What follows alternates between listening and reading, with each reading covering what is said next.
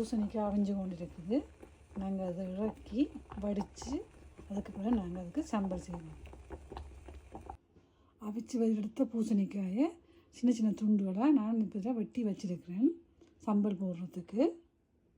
ஒரு டிஷ்ஷுக்குள்ள நாங்கள் புறம்பாக ஒரு பெரிய சிவப்பு வெங்காயம் எடுத்துக்கிறேன். அதை இதுக்குள்ளே போடுவோம். அதோட 3 பெரிய பச்சை மிளகாய், 1/4 தேக்கரண்டி உப்பு, 1/4 தேக்கரண்டி மிளகுத்தூள், இதோட பாதி தேசிக்காய் பொடியை நாங்கள் இந்த வெங்காயத்துக்குள்ள முதல் விடுவோம்.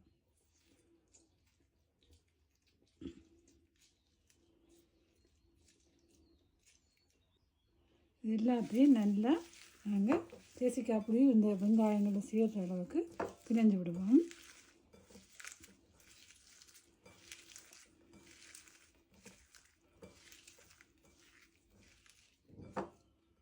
நல்லா கலந்து விட்ட பிறகு நாங்கள் வெட்டி வச்சுக்கிற பூசணிக்காயை இதுக்குள்ள போடுவோம்.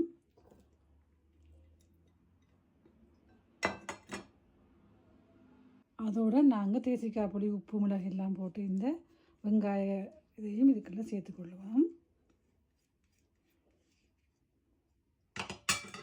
எல்லாத்தையும் நல்லா கலந்து விடுவோம். நசியாமல் பூசணிக்காயும் நசியக்கூடாது. அது வடிவாக கலந்து கொடுப்போம். எல்லாம் கலந்து விட்டாச்சுது. நான் உப்பு எல்லாம் பார்த்துட்டேன். உப்பு தேசிக்காய் பொடி எல்லாம் சேர்ந்து நல்ல ருசியாக இருக்குது. நீங்களும் போட்டு பாருங்க. சும்மாவே நீங்கள் சலாட் மாதிரியும் எடுத்து சாப்பிடலாம், இல்லை சோறு கறிக்கும் சேர்த்து சாப்பிட்டு கொள்ளலாம்.